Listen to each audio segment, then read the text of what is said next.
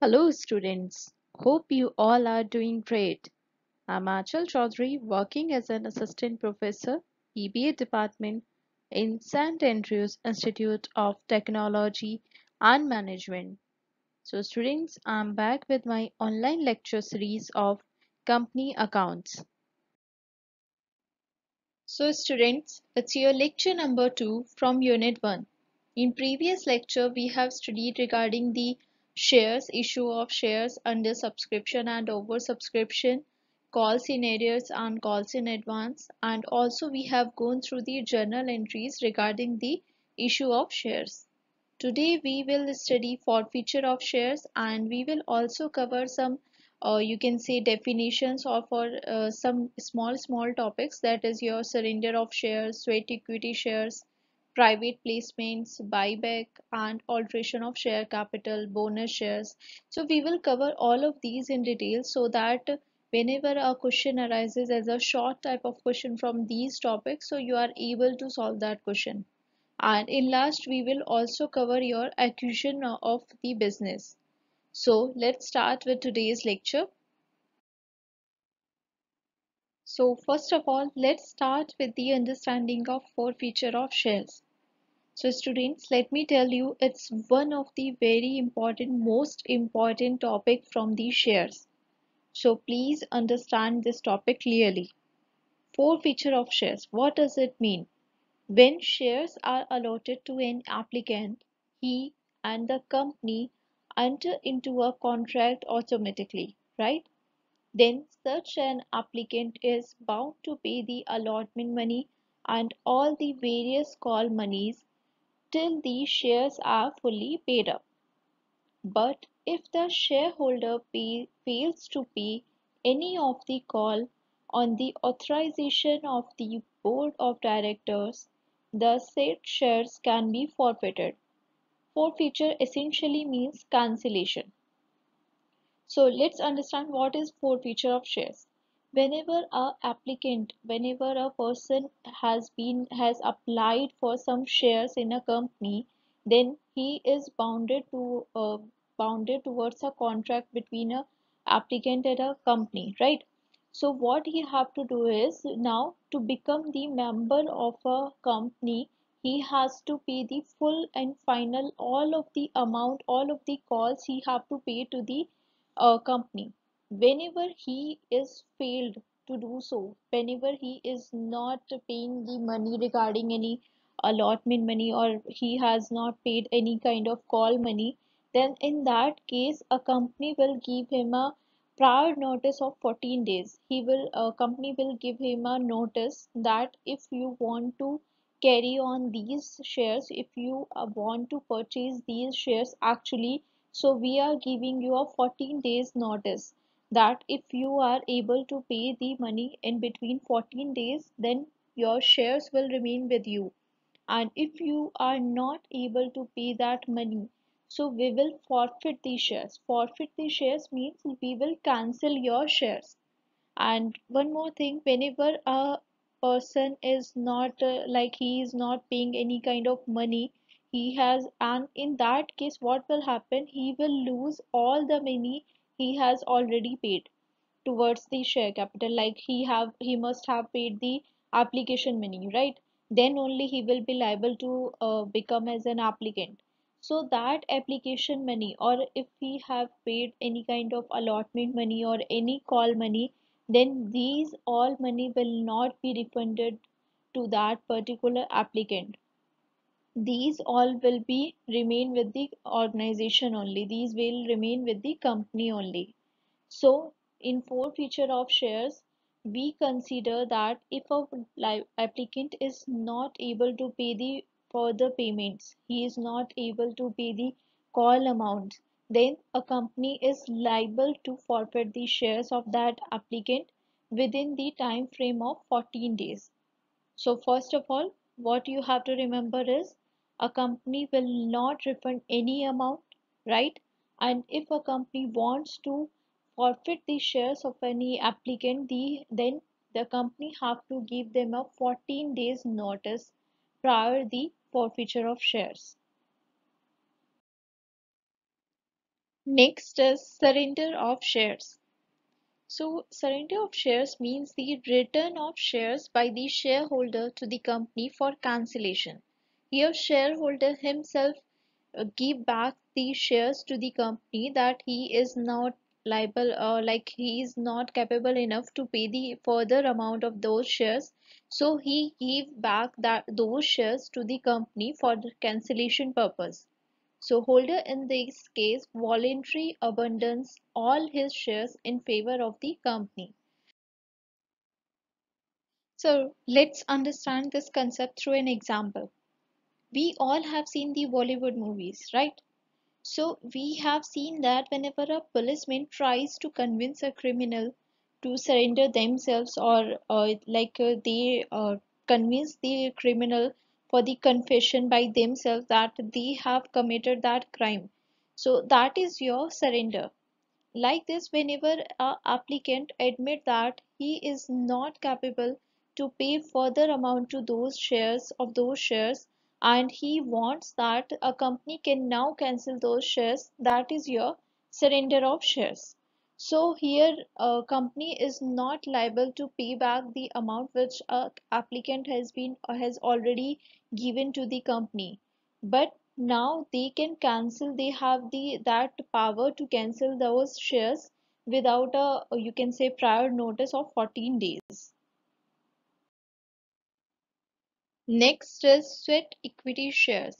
It means such equity shares as are issued by a company to its director or employees at a discount or for consideration other than cash, for providing their know-how or making available rights in the nature of intellectual property rights or value additions by whatever name called. So this is your like sweat equity shares. We usually what we do, we offers the some shares to the you can say organizations, employees or directors to recognize their work, to appraise their work. The issue of sweat equity shares allows the company to retain the employees by rewarding them for their services. So you are rewarding the employees not by the cash. You are rewarding their performance, you are rewarding their work through the equity shares. Now because you are issuing them shares at a particular discount, at a good amount of discount. So this will also improve their, you can say, commitment towards the organization.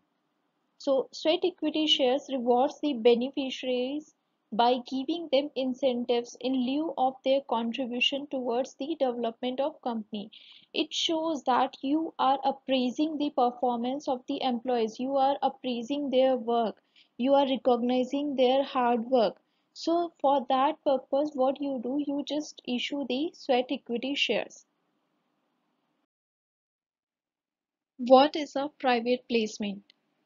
A private placement is a sale of stock shares or bonds to pre-selected investor and institution rather than on the open market. You are offering these shares to the pre-selected investors and institutions. So here you are not like issuing your shares, you are not offering shares in the open market. It's an alternative to an initial public offering for a company seeking to raise capital for expansion. So here you raise the capital but not through the open market, not through the issuing of the in the open market. So a private placement is a sale of securities to a pre-selected number of individuals and institutions. First thing, private placements are relatively unregulated compared to sale of securities on the open market, because here there are no as such rules and regulation, no hard rules and regulations which you have to follow only. So next is private sales are now common for startups as they allow the company to obtain the money they need to grow while delaying or foregoing an IPO. So basically, it's a new strategy which is commonly used by the startups. Here they directly contact with the investors, directly deal with the institutions to realize them to convince them to invest in their organization, to in their company. So this is your private placement. Next is buyback of shares. It's a very important topic from the shares. A buyback, also known as the share repurchase. I hope you are getting some idea what exactly buyback of shares, right? So it's when a company buys its own outstanding shares to reduce the number of shares available in the open market. So whenever you are offering the shares in the open market, so somehow you are giving them the right to get involved in the decision making of your organization. So you are giving them various rights. So buyback of shares, somehow it's taking back those rights. Now you are whole and soul, you are liable to take all the decisions, you are having all the rights of your organization. So generally buyback is done through the excess profits of the business, and usually in buyback a company has to pay the more amount than the face value. So companies buy back shares for a number of reasons, like such as to increase the value of remaining shares available by reducing the supply, or to prevent other shareholders from taking the controlling stake. Because if you are having uh, you are having those shares publicly offered, you are not having your shares in your hand, then what will happen, there is a risk that other organization may can they can take over your organization. So it also reduces such kind of fear of that organization, that now whenever you are having your shares, you are holding your own shares, then in that situation it's quite difficult to take over on those organizations. So there are some restrictions on the buyback of shares also, like you can't use any fund regarding the buyback of shares. There are some specific funds which you can use regarding the buyback. A company may buy back its share or other specified securities from out of its free reserves or securities premium account, or you can say the proceeds of any share or other specified securities like employee stock option. So these are the reserves, or you can say these are the amount of profit or amount which is available for the buyback of shares. Apart from these three, you are not liable to invest in your buyback of shares. Can't invest any kind of profit, any money in your buyback of shares. That is not allowed under the Companies Act. Alteration of share capital. So whenever you are establishing your organization, in your article of association, it has been mentioned that how much a share capital will be invested, how much share capital a firm will be having. So that can be altered in such a way if it is permitted through the articles of association only. If it is not mentioned there that it can be altered in any condition, so in that situation you can't alter your share capital. So alteration of share capital is your increase or decrease, or you can say rearrangement of the authorized share capital of a firm as permitted in its article of association. So if it is permitted, if it is given or mentioned in your article of association, then only you can alter your share capital, and also up to a certain limit only which has been mentioned in your AOA. So such change requires passing of a resolution to the effect in the firm's general meeting. Second, you have to file of a notice of alteration with the appropriate government. So then you are able to alter your share capital. Bonus shares. A bonus issue, also known as scrip issue or capitalization issue, is an offer of free additional shares to existing shareholders. A company may decide to distribute further shares as an alternative to increase the dividend payout. So whenever an organization is not capable enough to pay the cash dividend, so in that respect, what organization does is they just issue the shares to the existing shareholders as a dividend, which is known as your bonus shares. So, bonus issues are given to the shareholders when companies are short of cash. They are not having appropriate amount of cash and shareholders expect a regular income because they want the dividend, regular dividend. Otherwise, nobody would like to invest in your organization. So, in that case, whenever organization is going to issue the bonus share to the existing shareholder, then in that case shareholder may sell the bonus shares and meet their liquidity needs. That's not an issue. They can sell it further for their you can say requirement, meeting the requirement of cash. So bonus shares may also be issued to restructure company reserves. And what you have to do is whenever you are issuing the bonus shares, your share capital will be increased, no doubt, but your net assets will remain same. So this is your bonus shares. Whenever you are not having appropriate amount of cash to pay the dividend, then in that situation, company offers the bonus shares to the existing shareholder in respect of their cash dividend. And last topic of the day is acquisition of business. An acquisition is defined as a corporate transaction where one company purchases a portion or all of another company's shares or assets. Acquisitions are typically made in order to take control of and build on the target company's strength and capture synergies. Basically, acquisition is whenever a company, a particular organization is purchasing other organizations a share, a portion of share, or you can say all of his shares, then that is your acquisition of shares, acquisition of a business. So let's understand with the example. If you remember, in May 2014, Flipkart has taken over the Myntra. That Myntra has been acquired by the Flipkart in May 2014. And now, as we can see in the current scenario, both of these organizations are working as a different entities, but the business, or you can say the control over the Myntra, has been taken over by the Flipkart. So you can say that it combines the company to survive. For the survival of the main purpose behind the acquisition is the survival. So here both the companies are surviving together, right? Myntra is also earning good amount of money and Flipkart is also earning good amount of money, but that Myntra has been acquired.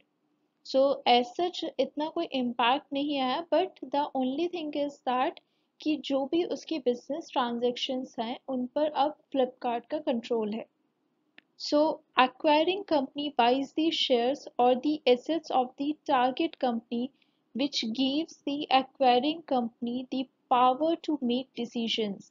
As I said to you that now Flipkart is having the power to take decisions regarding the Myntra transactions concerning the acquired assets without needing the approval of shareholders from the target company. So it's kind of a strategy where you are reducing the competition, where you are making your organization as a stronger organization by acquiring the business. Benefits of acquisition. When a company acquires the business of another target company, then they enjoys various benefits like reduced entry barriers. With acquisition, a company is able to enter into new market and product lines instantly with a brand that is already recognized with a good reputation and an existing client base.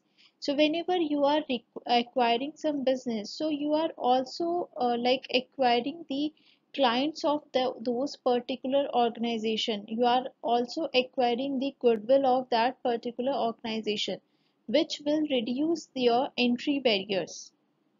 Next is market power. An acquisition can help to increase the market share of your company quickly. Even though competition can be challenging, growth through acquisition can be helpful in gaining a competitive edge in marketplace. So whenever you are acquiring some business, so that increases your, you can say, market share of the company, because now you are like previously you was a single entity, you are having your own goodwill only. So now you are having the double goodwill, double benefit of the business. Now you are having a good image. Now whatever the organization, whichever the organization you have acquired, so that goodwill of that business is also acquired by you, that will also be, or you can say, considered as your goodwill. Next is new competency and resources. A company can choose to take over the business to gain competency and resources it does not hold currently. Basically, whenever you acquire, you get over all the competencies and resources which you are not having currently, or you can say which a acquired company is having, the organization which you have acquired. So that organization must be having some resources. So it's not possible for each and every organization to have all kind of resources with themselves. So after acquiring the organization, after acquiring the business, so it is also increasing your resources and it is also increasing your competencies. Next is access to experts. When a small business join with larger business, they are able to access a specialist. Like you are able to access the financial, legal, or you can say human resource specialist, which may be held with one organization. Next is access to capital. After an acquisition, access to capital as a larger companies improve. Small business owners are usually forced to invest their own money in business growth. Due to their inability to access large loan funds, however, in acquisition there is an availability of greater level of capital, because now you are having a capital of two organization. Before you was having a capital of your business only. Now you are having a access to the capital of another organization also to meet your expenses to run your business efficiently. So students, that's it for today's lecture. In next video, we will cover your numerical portion from your unit 1. Here are the questions based on today's lecture, and these question has been asked as your short type of question in your university exams. So question number 1, explain forfeiture of shares. Question number 2, what is acquisition of business? So you have to solve both of these two questions. Thank you so much for your time. Stay tuned for more videos.